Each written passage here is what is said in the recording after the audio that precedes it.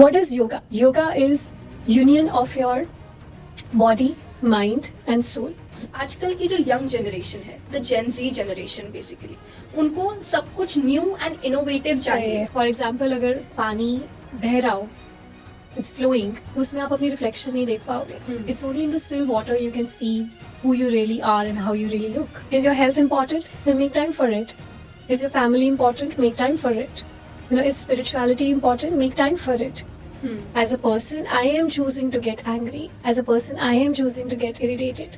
And when you become aware of this moment, कि आप इस समय क्या कर रहे हैं, वो comparison, वो race, वो competition, सब disappear होता है.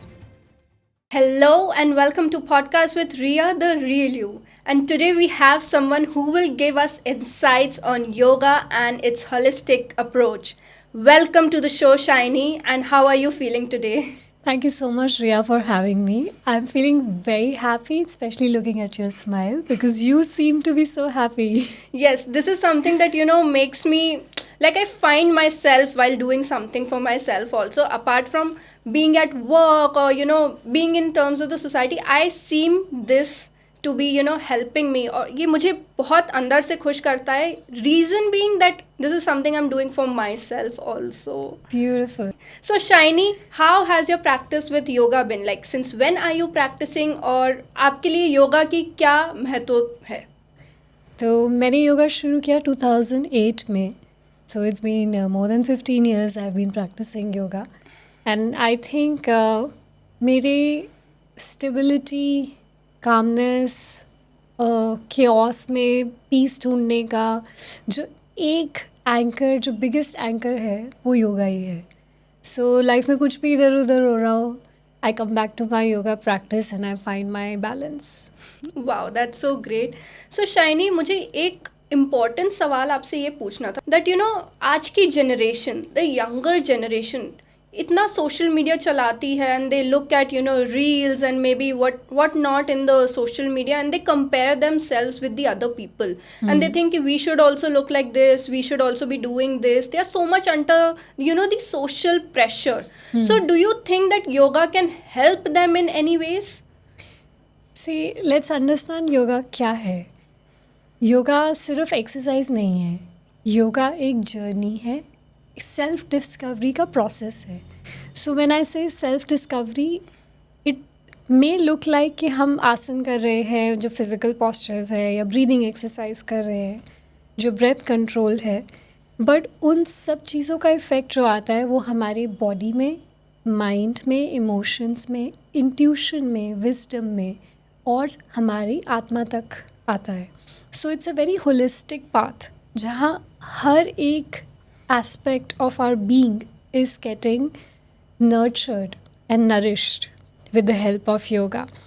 तो जब हम सोशल मीडिया की बात करें, वे people are watching everything and comparing themselves with other people and becoming insecure और becoming very like unsure about it.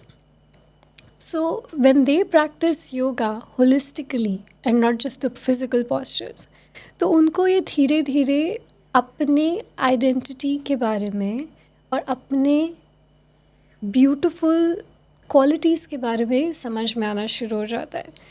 Which are the qualities of your atma, which is the quality of your soul. तो वो जो power है, वो bliss है, वो Joy है, वो नॉलेज है, विजडम है, वो खुद ब खुद अंदर से आनी शुरू हो जाती है. देन यू रियलाइज़ कि कंपैरिजन की ज़रूरत ही नहीं है. फॉर एग्ज़ाम्पल, अगर मैं आपको बोलूँ आपका फेवरेट फ्रूट कौन सा है? Mango. Mango.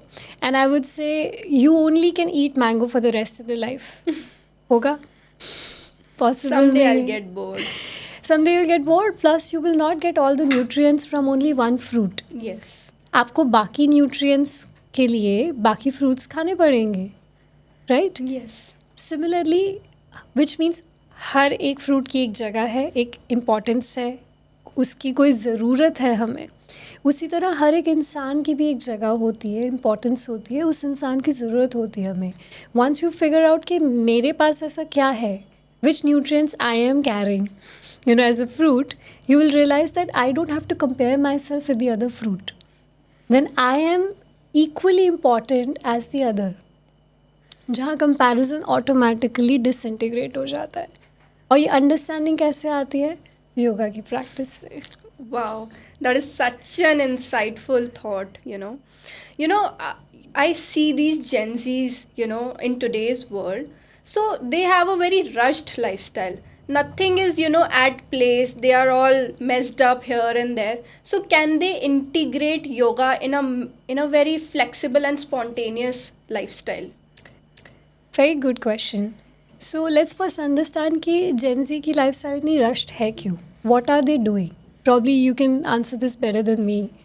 So basically, I am just working while I'm also thinking, I have to do this, I have to do that, this is to be done, that is to be done.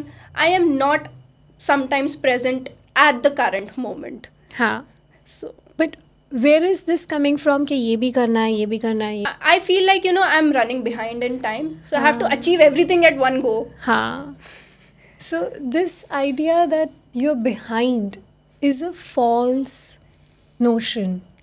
यहाँ पे हम लोगों को लगता है कि किसी के पास कोई चीज़ पहले आ गई। Let's say somebody earned little more money before you and somebody got married before you or somebody has a stable house and you don't have it. So this idea of कि कोई आपसे आगे है और कोई आपसे पीछे है, it's a false notion. और this is the primary reason why we are so rushed. Why we are like ये भी चाहिए, ये भी चाहिए, ये भी करना है, ये भी करना है. So ये नोशन फॉल्स कैसे प्रूव होता है? जब आप योगा मैट पे आके योगा की प्रैक्टिस करते हो, you exactly breathing in the same manner as the other person. जितनी सांस आप ले रहे हो वही ले रहा है। अगर मैं आपको बोलूँ 5 काउंट्स के लिए इनहेल कीजिए, 5 काउंट्स के लिए एक्सहेल कीजिए, the other person is also gonna do the same thing, which means there is no difference. It doesn't even matter वो आपसे आगे है या पीछे है। You all are just being in this moment.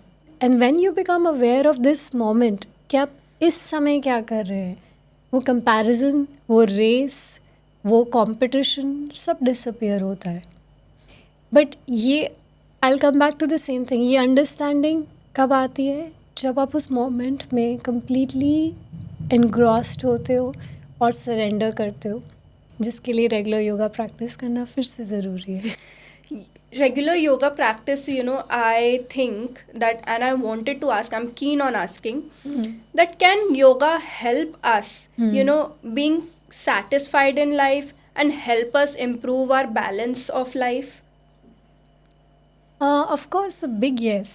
So, what brings dissatisfaction is the first question. Let's say, give me an example where you feel dissatisfied. Maybe I want to achieve certain thing and I've set a timeline for it. मैंने एक timeline बना लिया है कि मुझे इस timeline तक कुछ achieve करना है XYZ. ठीक है। And I'm not able to. ठीक है। Due to some maybe hurdles. तो I am a little dissatisfied कि यार इसको delay हो गया ये चीज़ होने में. हाँ. So now this comes with the fact कि आपका एक goal था, उसके लिए आपने एक planning की, बट वो गोल अचीव नहीं हो पाया in simple way because of so many other reasons. Now there are 2-3 things that you learn from it. One is acceptance, because you can't be punishing yourself कि मैंने नहीं किया, the reasons for it. The second is you are not giving up, you gonna try again, because आपको पता है वो गोल आपके लिए इम्पॉर्टेंट है। बट ड्यूरिंग दिस प्रोसेस अगर आप एंग्शियस हो या गिल्ट में जा रहे हो या खुद को डाउट करना शुरू कर रहे हो, that will take your energy down. So चाहे कितना ही beautiful goal क्यों ना हो, आपकी energy इतनी low होगी कि आप वहाँ तक पहुँच नहीं पाओगे. So what happens with regular practice of yoga is it brings you back to the basic, to the neutrality again. तो जब आप एक neutral space में होते हो तो आप as an observer अपने task को देखते हो without getting emotional or without putting yourself down or your energy down. This neutral space is very essential to plan ahead कि मुझे इसको अगर complete करना है और गोल तक पहुंचना है तो मुझे क्या क्या steps लेने हैं। अगर आपका mind agitated है तो वो clear thinking, clear planning भी नहीं कर पाएगा। और जैसे आपने अपने mind को calm किया with the help of yoga, you will know, okay, I went wrong with probably A, B, C factors. Let me try something else instead of that. And तब मैं देखती हूँ शायद मेरा गोल मुझे कंप्लीट करने में आसानी हो. लेकिन till the time you are in it as a person who failed और हु कुड नॉट अचीव, वो न्यूट्रलिटी से डिस्टेंट होकर थॉट प्रोसेस आप कभी नहीं कर पाओगे. So that's where yoga comes in, कि आपके पास एक ऐसा ग्राउंड है विच इज़ ग्राउंड ज़ीरो, जहाँ कुछ भी ख़राब नहीं हो सकता, वो बिल्कुल न्यूट्रल है.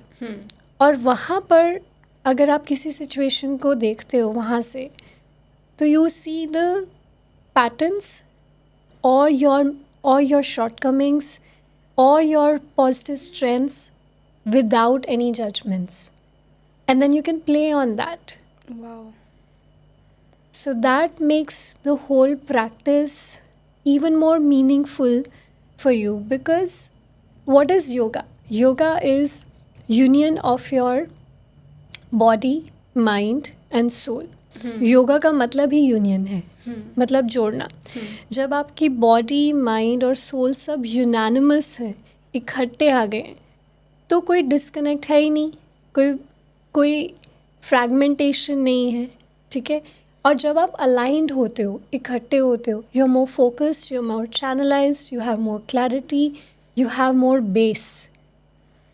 So that's what is needed for you to achieve any goal in life, not just professional goals. Your chakras are aligned. Your chakras are aligned. Wow. So, Shiny, I also wanted to ask, can yoga help in increasing the productivity among, young students, young corporate goers, maybe, someone who has just started their career but are very, distracted with various other factors? तो क्या योगा हमको help करता है to bring that attention? Of course करता है. Like I said, yoga is alignment, the union. जैसे ही आपका mind, आपका heart, आपकी intuition, आपका breath सब aligned है, so what will happen? You are not running in different directions then. क्योंकि आप जो सोच रहे हो वही आप बोल रहे हो, वही आप कर रहे हो. तो जब डिसअलाइनमेंट है ही नहीं, तो आपका फोकस ऑटोमेटिकली ज़्यादा है, कॉन्सेंट्रेशन ऑटोमेटिकली ज़्यादा है, which is needed to be productive. Because when are we not productive, हम तभी प्रोडक्टिव होते हैं जब माइंड कहता है ये काम करना है, दिल कहता है नहीं अभी ये करना है, बॉडी कह रही है मुझे रेस्ट चाहिए. You are all fragmented in your day to day life, क्योंकि कोई अलाइनमेंट नहीं है. Productivity comes when you have thought something, ये अचीव करना है, इसको करने के लिए मुझे ये स्टेप्स करने हैं. My heart is also aligned in it because I know it's good for me, and the body is ready to do it. So वो प्रोडक्टिविटी तभी निकल के आती है जब आप ये सारे एलिमेंट्स को इकट्ठे ले आते हो. And that exactly what is the role of yoga. So yoga जब हम मैट पे प्रैक्टिस कर रहे हैं तो हम बॉडी को अलाइन कर रहे हैं, हमारा माइंड उस टाइम वहाँ पर है, हमारी ब्रेथ हमारे साथ है, हमारा इंटेंशन हमारे साथ है. तो हम मैट पे प्रैक्टिस सिर्फ आसन की नहीं करते, हम मैट पे प्रैक्टिस ये अलाइनमेंट की करते हैं, ताकि जब हम इस प्रैक्टिस के बाद सेम सिचुएशन में रियल लाइफ में आए तो ये अलाइनमेंट हम वहाँ पे भी अप्लाई कर सकें. So it is a practice which helps you in the rest of the 23 hours of the day. So 1 घंटा आपने अगर योगा को दिया सुबह और शाम को, when ever you have time, वो 1 घंटा आपको रेडी कर देता है अगले 23 आवर्स के लिए. And that is something that is priceless. अब आप उसको प्रोडक्टिविटी के लिए यूज़ करो, अपने गोल्स के लिए यूज़ करो, रिलेशनशिप्स के लिए यूज़ करो, या कहीं पे भी यूज़ करो, वो आपको बेनिफिट देगा ही देगा. Wow. So with that I also want to ask कि आजकल की जो यंग जनरेशन है, the Gen Z generation basically, उनको सब कुछ न्यू एंड इनोवेटिव चाहिए. But yoga is a traditional form which I believe, and they love mixing the traditional norms into their modern lifestyle. So can we like integrate both of these? So let's understand what is traditional and what is modern. Give me an example that you from your personal life जो आपके दिमाग में आता है. So basically personal life में if someone is spiritual and religious, for example our parents, they belong to the traditional lifestyle and they do their religious activities in a very traditional way. But us, considering me and my generation, we do it in a very, quick हाँ. and modern way ki thank you and everything, and just be rushing into our own thing. हाँ. So that is one example from my life. And yeah. So इसमें traditional और modern में बाइफिकेशन क्यों है? So basically I think that they are like कि हम नए हैं, हमको कुछ नया अपनाना है. अच्छा. एंड ट्रेडिशनल में इट्स लाइक बेसिकली नए में नया अपनाना is also there, but it's also a quicker way, while the traditional is really a process of process. It takes much more time than today's world. So नया अपनाना है. So let me take an example. आपके parents भी brush करते हैं, आप भी करते हो. वो भी रोज़ सुबह नहाते हैं, आप भी रोज़ सुबह नहाते हो. इसमें नया क्यों नहीं अपनाया? इसको कट शॉर्ट क्यों नहीं किया? इसको फास्टर क्यों नहीं किया? कुछ इनोवेशन नहीं चाहिए आपको नहाने में, ब्रश करने में? Yeah. क्यों? There are certain practices which are meant to nourish you, which are hygienes of life. वो उसको आप स्किप नहीं कर सकते हो. आपके पेरेंट्स भी खाना खाते हैं, आप भी खाते हो, स्किप कर दो, कुछ इनोवेशन कर लो. We cannot swallow it directly. You can't. You have to chew your food just the way your parents chew their food. हर एक चीज़ के लिए, हर एक चीज़ में इनोवेशन की ज़रूरत क्यों है? क्यों है मतलब वो किसी ने नहीं लिखा, कहीं नहीं, कोई टेक्स्ट बुक में नहीं है, कोई कॉन्स्टिट्यूशन में नहीं है कि इनोवेशन हर एक चीज़ में होना चाहिए. कुछ चीज़ों को आप एज इट इज़ अगर कर रहे हो, वो आपको बेनिफिट दे ही रही हैं, तभी आप कर रहे हो. सो दिस नोशन कि मेरे को योगा को भी इनोवेट करना है, let me come up with puppy yoga and goat yoga and beer yoga, these are just ways to sell, and this is more of a marketing gimmick. This is not what yoga is. There are certain practices you should just simply do because you know it is gonna be good for you, only for the fact कि आपके लिए अच्छा होने वाला है. Like you brush your teeth or like you shower every day, आपको मालूम है वो आपके लिए अच्छा है. उसी तरह योगा की प्रैक्टिस को भी सिर्फ अगर आप वैसे करें that it is gonna be good for me, it's gonna nourish my body, it's gonna nourish my mind, my soul, therefore I'm doing it. तो उस पर्सपेक्टिव से अगर आप आधा घंटा, 1 घंटा, जितना भी आपको टाइम मिलता है प्रैक्टिस करते हैं, तो you will see that the same practice को एज इट इज़ करने की भी एक ब्यूटी है. उसमें भी एक कामनेस है, उसमें एक ईज़ है. उसको आपको फैंसी नहीं बनाना, उसको आपको इनोवेट नहीं करना है. उसकी सिंप्लिसिटी उसकी ब्यूटी है. So I also want to ask, now that we have to be calmer while we are practicing yoga, is meditation mixed with yoga or is it a part of it? Very good question. बहुत लोगों का question होता है क्या meditation अलग से करना है? नहीं, मेडिटेशन योगा का ही पार्ट है. योगा के 8 पार्ट्स हैं. There are 8 limbs to yoga जो अष्टांग योग में बताए गए. The first is the social ethics. There 5 social ethics जो योग में प्रिस्क्राइब किया, उसको बोलते हैं यम. फिर आता है नियम, विच इज़ द पर्सनल एथिक्स कि आपको अपनी ज़िंदगी खुद अपने हिसाब से कैसे जीनी चाहिए. उसके बाद आता है आसन, विच इज़ द फिज़िकल पॉस्चर्स जो आप सबको करते हुए देखते हैं, ट्री पोज और ये पोज और वो पोज जो आपको बहुत फेमसली लाइक पता लग जाएगा इंस्टाग्राम पे कि इसको योगा कहते हैं. बट वो सिर्फ एक पार्ट है योगा का, विच इज़ आसन. उसके बाद आता है pranayama, which is the breath control और रिस्ट्रेन ऑफ द ब्रेथ, जहाँ आप कमांड कर रहे हैं अपनी ब्रेथ पे ताकि आपकी ब्रेथ आपके काबू में हो. उसके बाद आता है प्रत्याहार, which means withdrawal of the senses from the outer world, जहाँ हमारा ध्यान इतना ज़्यादा बाइफिकेटेड, स्कैटर्ड है, हम उसको धीरे धीरे धीरे धीरे विद द प्रैक्टिस ऑफ यम, नियम, आसन, प्राणायाम अंदर की ओर लेके आते हैं, विच इंक्रीजेज योर धारणा एंड ध्यान, which are the next 2 steps in yoga. Dharana and Dhyan is nothing but meditation, which comes through focus and concentration. उसके बाद you naturally graduate to a space which is the last limb of yoga called samadhi, which is a point where you have no difference between your consciousness and the divine consciousness. You're one with the divine. तो ये पूरी journey को योगा बोला गया, सिर्फ आसन को नहीं, सिर्फ पोजेस को योगा नहीं कहा गया. तो यम से लेकर समाधि तक is the whole process which will help you. Now coming back to your question, is meditation a part? Meditation happens naturally when you travel from pratyahara to dharana to dhyana. ध्यान ही मेडिटेशन है.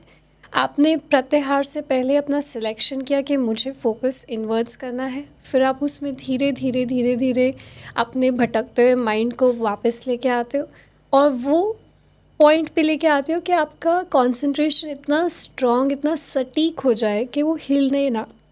उस स्टेट को नेचुरली आप मेडिटेटिव स्टेट बोलोगे और उसके बाद if you are continuous with that state you finally attain समाधि.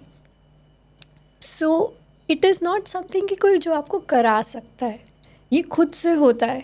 somebody can only guide you, can tell you the technique, but nobody can do it on your behalf or make you do it. So it's an internal process and it's a natural process of the practice of the previous steps. Wow. So I also want to ask कि कभी कभी हम योगा करते करते हमारा ध्यान भटक जाता है, because young generation is like वो ओवर थिंक बहुत करते हैं, ओवरवेल्म बहुत होते हैं चीज़ों से. So even if they are practicing yoga like they've just started, बहुत रिसेंटली स्टार्ट किया है, तो वो भटक जाते हैं कहीं ना कहीं. Even me for that matter, मुझे कोई कुछ बोल देता है मुझे एनजाइटी हो जाती है. हाँ. सो इट्स लाइक कि can we attain that peace, can we attain कि हम ओवर थिंक ज़्यादा ना करें, हम ओवरवेल्म ज़्यादा ना होएं, can yoga help us in that area? Absolutely. Yoga का ना एक पहला यम है जिसे बोलते हैं अपरिग्रह, विच मीन्स नॉन होर्डिंग और just using things that you need and not possessing over. जो आपको चाहिए बस आप वो लीजिए, उसके अलावा ज़्यादा इकट्ठा मत कीजिए. That is called aparigraha. Now over thinking और ओवरवेलमिंग जो सिचुएशन है, that is excess of everything. I'm not just talking about clothes, shoes and bags. वो भी over है आज के टाइम में because we are getting into consumerism way too much than we should. But we are also doing over consumption of content from social media.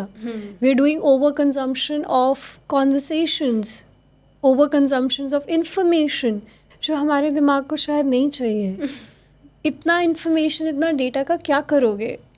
If I tell me the features of a new phone or maybe the fine lines of mutual funds or insurance policies, lot of us are educated on that. But is it doing something to your heart? Are you more at peace by knowing that information? It does not matter. It does not matter. Precisely. तो आप उस information को अपने अंदर डाल के क्या achieve करने वाले हो? And then you're like, I'm so overwhelmed, I'm so anxious, I'm overthinking. Obviously, because you are over putting information in your system. And वो over हमारा brain और हमारा nervous system process नहीं कर पाता. So when you practice yoga is telling you, declutter, let go, choose what is needed. Choose what is needed for your sanctity, for your peace, for your happiness, and rest everything is बेकार. तो उसको जाने दो. तो ये जो बाइफिकेशन है कि क्या रखना है और क्या जाने देना है, उसकी विजडम योगा की प्रैक्टिस से ही आती है. It's that demarcation between the need and the want, between what is good for me, what is not good for me. That विवेक जिसको बोलते हैं, जो बुद्धि है जो आपकी बताती है कि ये काम की ज़रूरत, काम की इन्फॉर्मेशन है रख लो, ये नहीं है जाने दो. उसको डेवलप करना, उसको और शार्प करना, वही योगा का ऑब्जेक्टिव है. So that you can make better decisions for yourself. Wow. It's just so nice to hear all of it. I also want to ask, and something that, maybe I have related to or maybe not, but people these days are struggling with relationships. Big Not only, time. not only, the lover girl or a lover boy हाँ era, हाँ. but be it friendships, be it with their family, be it with their, even in business relationships, they are struggling somewhere in relationships. So yoga का उसमें क्या contribution हो सकता है to maintain them in a better way? Such a beautiful question. Thanks for asking that. एक example ले ले, yes. ठीक है, because I think it will be more relevant for audience to understand के कहाँ अप्लाई करना है. So think of, give me any example that you want to So in the basically, relationship. I'll talk about friendship here. So I have personally faced that, once I was very busy in life, like very, very busy, and my other friend started her business. And maybe I couldn't congratulate her or speak to her regarding her business, but I knew that she has started, and I spoke to her a little about it, that, what is it about, tell me about it, etc. But then again, I got busy. So I think she took it to her heart that, Ria is my good friend, but she did not congratulate me or whatever XYZ reasons. And she initially grew something in her regarding me, and once we fought over it, and I did not understand where have I, been Gone wrong, wrong. or been wrong or gone wrong. And I was like, where is this coming from? I did not even speak to you for months. हाँ. So that was a situation that, I was like, हुआ क्या actually? हाँ. So simple language में बोलते हैं, irrespective of who got angry at whom, it doesn't matter. There is some expectation we carry, और हमें लगता है कि सामने वाला उसे fulfill कर दे. ठीक है. Now you may have an expectation from your friends, from your parents, from your siblings, anybody. Even professional expectations. Yes. जहाँ हम अपने टीम मेंबर से एक्सपेक्ट करते हैं कि हम जो तुम हमें काम करने को दिया है वो करके दो. Now expectation is the root cause of all the issues. And I will not say कि expectation zero हो सकती है, नहीं हो सकती, ऐसा possible नहीं है. But expectations दो तरीके से manage हो सकती हैं. One is that you communicate. You let the other person know, hey, it would have felt nice if you would have congratulated me. ठीक है, या मुझे अच्छा लगता तो आके एक बार मुझे हक कर लेती यार.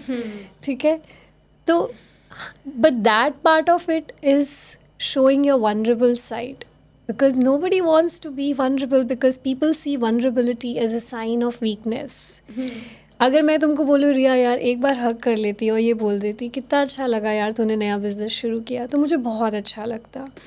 But instead of saying this, I'm telling you nothing, and I'm not even communicating my expectations, which is brewing inside me, and which is resulting into more anger, more disappointment, and finally वो volcano फटता है बाद में. ठीक है, लेकिन that is the easiest thing that you can do is, as human beings, because we all are emotional beings, communicate. बोलो. ठीक है, और अगर आप नहीं बोल पा रहे हो, you're not able to express the way, I'm saying, especially men, they find it very difficult to communicate their feelings. At least ask. Ask the other person that what went wrong, is it everything is okay? Show some concern, show some empathy कि आपके and पे क्या चल रहा था. So you will get to know their perspective. हो सकता है कि आप किस चीज़ के लिए इतने बिजी हैं, अगर वो ये जानने की कोशिश करती, you would yourself have come up and said, hey listen yaar, I was so busy, I could not even celebrate this new thing for you, and she would have felt released. That's another way to approach. Third way could be you just let go of that expectation, which is the most difficult part. अरे ऐसे कैसे, वो बहुत ज़्यादा मुश्किल है. So if we are not willing to do any of these three, first two is easier, communication में आ जाएगा. Second one is difficult, when you're letting go, you have to make a little effort to do it. But we want to compromise our peace and happiness, but we don't want to let go of that expectation, which is the biggest problem. Now, every single expectation, unmet expectation, जब वो accumulate होनी शुरू हो जाएगी, क्या होगा? अंदर कचरा भर जाएगा. उसे खाली नहीं करोगे तो किसका नुकसान है? हमारा. है ना? So the sum total of all the expectations that we have from our relationships is the cause of the problem. जो हमारे अंदर है उनके अंदर नहीं है. Like you said, यार हुआ क्या? Where is this coming from? है ना? Yeah. But she had piled it up. हाँ. उसके अंदर बहुत सारी चीज़ें हैं. उन्होंने भर लिया. अब किसी कचरे को अगर डस्टबिन को खाली नहीं करोगे रेगुलरली तो जो उसके साथ होता है वो हमारे साथ हो रहा है. ओवरफ्लो होगा, it will stink, it will block everything. There will be a point जहाँ आप उसके आसपास भी खड़े नहीं हो पाओगे. ठीक है? अगर आप रेगुलरली डस्टबिन क्लीन नहीं करोगे तो क्या होने वाला है? Life will be miserable. Same thing happens with our system and our emotions, our mental state becomes miserable. It is only when we release all the kachra, we find a free flow of energy in the body, a free flow of happiness in the body, and that's where we find the peace. Wow. So yeah, letting go of expectations if you can. If not, at least communicate. Yeah. And can yoga contribute to it? So yeah, to answer that part of it, now you would say yoga आसन करते हुए और प्राणायाम करते हुए ये कैसे करना है? I'll give you a very beautiful analogy. Let's say I tried doing a posture from one side of the body. It was easy for me. And I tried doing it from the other side of the body. It was very difficult for me. Now it's my expectation कि मैं दोनों side से posture same capacity से कर पाऊँ, जो कि अभी मेरे पास है नहीं. अगर मैंने एक्सपेक्टेशन छोड़ी नहीं, I will be miserable on the mat also. अगर मैंने वो एक्सपेक्टेशन छोड़ दी कि कोई बात नहीं, राइट साइड डोमिनेंट है, इसे हो गया, लेफ्ट से नहीं हो पा रहा है, I will practice and make it happen. So I will out of that misery. Now, only when I let go of that expectation कि दोनों साइड सेम होना चाहिए था, I found a solution. And it took me out of my misery or out of the discomfort in my head. This is something you learned in the mat Yes. during your yoga practice, letting go of expectation. Now you apply it in your relationships. So whatever you're learning on the mat during your practice needs to go off the mat As well. so that you say, okay, this is what I figured out in the morning. Can I apply the same with my friend today? Yeah. And if you could do it once, then you can do it again. It's not like you don't have the capacity to do it. Your mind has understood what it means to let go of the expectation. पर आपने mind को जितना train करोगे, उतना वो natural होता चला जाएगा in your daily life. So that's why we say practicing is very important. Coming back to the yoga mat and doing your sadhana is very important. आप जैसे जैसे उसको ट्रेन करोगे, माइंड का वो नेचुरल स्टेट बन जाएगा और फिर आपको सोचना भी नहीं पड़ेगा and it will happen automatically. So, Shiny, as we already discussed that, people are addicted to being busy and, it's like a coping mechanism. Can yoga help us embrace stillness? Yoga is stillness. In fact, yoga का पूरा process ही आपको stillness की तरफ ले जाने का है. हम लोग ज़्यादा काम कर रहे हैं या ज़्यादा भाग रहे हैं या ज़्यादा अचीव करना चाह रहे हैं, जो ज़्यादा है वो आपको सिर्फ फ्लक्चुएशंस में रखेगा. और वो ज़्यादा कभी भी अचीव इसलिए नहीं हो पाता क्योंकि फ्लक्चुएशंस में आपको कुछ दिखाई नहीं देता. फॉर एग्ज़ाम्पल, अगर पानी बह रहा हो, इट्स फ्लोइंग, तो उसमें आप अपनी रिफ्लेक्शन नहीं देख पाओगे. It's only in the still water you can see who you really are and how you really look. So you need stillness. और वो stillness अचीव करना ही योगा का पूरा प्रोसेस है, जो हमने बात करी 8 steps of yoga, from yama niyama asana pranayama pratyahara dharana dhyana and samadhi. It's the whole process which takes you to stillness. So by default वो वहीं लेके जाता है. Wow.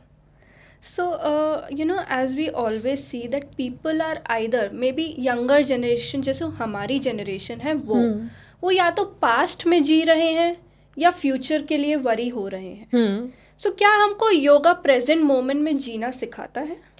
एग्जैक्टली यही करता है योगा. अगर मैं सिंपल लैंग्वेज में बोलूँ, yes stillness, yes, bringing you in the present moment, yes to the alignment, yes to the balance. This is exactly what yoga does. Now, how and why we are doing this seesaw between past and future? Because of our old conditioned brain. हम लोगों का जो old brain है, जहाँ से हम आ रहे हैं as human beings, we were always like living in fear कि खाना कम पड़ जाएगा, shelter नहीं मिलेगा. I'm talking about the old age man, like an old man. Iron Man, sorry. The old man. So, ये हमारे fears थे कि ये scarcity थी हमारे पास, तो हम हमेशा उस thought process से operate कर रहे थे कि ये नहीं हुआ तो I need to make arrangement for food, I need to make arrangement for shelter, I need to have a community. So, the same genes we are still carrying, and our old brain is gonna still trigger you to think like that. And at the same time, there's a brain which tells you कि of course future पे वही आप project कर रहे हो कि आगे नहीं मिला तो, ये नहीं हुआ तो, what if this did not materialize? So you're worrying about future. So when you are in past, thinking about the old things, or when you are in future, all of this is coming from a mindset which has been in you. So it's not something new. Human beings are born with this. सिर्फ आपके या मेरे case में ऐसा नहीं होता, सबके case में ऐसा होता है. लेकिन जब हम योगा की प्रैक्टिस करते हैं, हमें क्या समझ में आता है कि इस मोमेंट में मेरी ब्रेथ कैसी है, इस मोमेंट पे मेरे बॉडी कहाँ से कहाँ तक क्या महसूस कर रही है. So we come back to our breath, we come back to our body when we are on the mat. तो अगर मैं आपको बोलूँ, जब आप वृक्षासन में खड़े हो, अपनी कोई पास्ट मेमोरी के बारे में सोचो, आप सोच ही नहीं पाओगे, क्योंकि उस मोमेंट में आपका सारा फोकस अपनी बॉडी को बैलेंस करने में है कि मुझे गिरना नहीं है. And then I give you another instruction कि गहरा लंबा सांस लो, and then your entire focus is here that I have to breathe deeply. In that moment you can not worry कि मेरा प्रमोशन होने वाला है कि नहीं. You will not go back कि कल मेरे दोस्त ने मुझे कुछ कह दिया था, because this very moment is all you need to be in that posture, and your focus, your concentration, your attention is all on the posture. That's how you learn being in present. और जैसे जैसे आप वो हर एक moment में करते चले जाते हो, same thing, you take it back to your daily life, and then you learn about the present moment. Like right now when I'm speaking to you, I can't think of anything else. I'm totally in this moment because my entire focus is here. I'm living this moment. And I'm not thinking कि ये podcast उससे better था क्या जो पहले के. No, वो thought आएगा ही नहीं. Because ये moment important है. और इसकी practice आप योगा के mat पे ही करते हो. Wow. Shiny, I have observed right now while I was speaking, and we have spoken previously as well. I have a conclusion about you that you are a very calm person. Ask my mother. She would probably not agree. She'll be like, ये लड़की calm. I see that. How have you achieved this thing? No, I don't think I've achieved anything. In this moment, there is nothing that's going to trigger me as such. So there's no other side of me you will get to see. Here at least. Probably when I'm outside this situation, I'm faced with different circumstances. हो सकता है मेरा भी same set of calmness और piece level maintain ना हो, होता भी नहीं है. I am human, I am like any other person, and I am also a work in progress. तो मैं ये नहीं बोलती हूँ कि मैं बहुत काम हूँ. आई टेल पीपल ओपनली, मुझे तो गुस्सा आता है और मैं भी अपना काम लूज़ करती हूँ, but I have understood that उसकी ज़रूरत नहीं है. I have understood with my practice कि इस पैटर्न को तोड़ के एक नया पैटर्न बनाया जा सकता है. एंड आई हैव अंडरस्टूड कि ये सारे चॉइसेस मेरे ही हैं. As a person, I am choosing to get angry. As a person, I am choosing to get irritated. The other person is just doing what they're doing. And I can't change that. So, the calmness, the peace, all of that is also part of practice. You can practice to be calm. You can practice to be at peace. And it's a personal choice. Wow. So Shiny, do you have any tips in a very descriptive way for our younger generation, maybe the Gen Z, college students, and maybe young corporates, young adults? How can they live a better lifestyle and a holistic lifestyle, attaining to yoga? So, we, especially the young generation, we are in an age, in an era, we are in an era वहाँ पे बहुत सारा information available है. There's an information overload, there's a options का जो overload है. You don't need so much in life. It's gonna only confuse you. It's gonna only make you overwhelmed because everything is over. Excess में है सब कुछ. You need to simplify your life. It's okay if you don't have matching earrings with every outfit. It just does not matter. It's okay if you don't have, a certain price range of mobile phones or cars. It is okay if, things are not as you have planned. They were never like that. They were never meant to be like that. What's most important is that where are you losing your peace of mind? If it is just making you more and more anxious and more worried the entire time, maybe it's not even worth earning that. शायद वो गाड़ी आप achieve कर लोगे, but at the cost of your health, maybe no, not a good bargain. So my only advice to people is simplify your life. Just keep to bare minimum basics. Come back to your goals कि आपके लिए important क्या है. Is your health important? Then make time for it. Is your family important? Make time for it. Is spirituality important? Make time for it. You need to be very clear that these are my top priorities and I'm not going to indulge in everything. The fact that सब करना है, हमेशा ही करना है, access में करना है, सबसे अच्छा करना है, कोई ज़रूरत नहीं है उसकी. So, simplify your life and come to yoga as early as you can. Maybe start from the very first day. Start from the birth. जिस दिन से आप योगा शुरू करोगे उस दिन से आपको समझ में आ जाएगा कि अपने बॉडी, माइंड, इमोशंस का ख्याल रखना बहुत ज़रूरी और बहुत आसान है through the practice of yoga. And it's actually my request to the Prime Minister, Mr. Narendra Singh Modi. So, Mr. Prime Minister, if you're listening this, I would request that please make yoga and Ayurveda a very, very integral and essential subjects in all schools of India. Wow.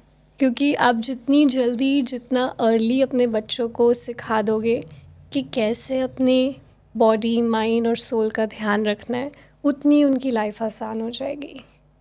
Wow. Well, that was an insightful, information that you have given us. Thank you so much, Shiny, for joining in on my episode. And I really loved chatting with you and getting to know your profession. I'm so glad that you joined for this. Thank you so much, Shreya, for having me. Thank you so much. And thank you for making time for that matter. This is my favorite topic to talk about. I had to come here. Thank you.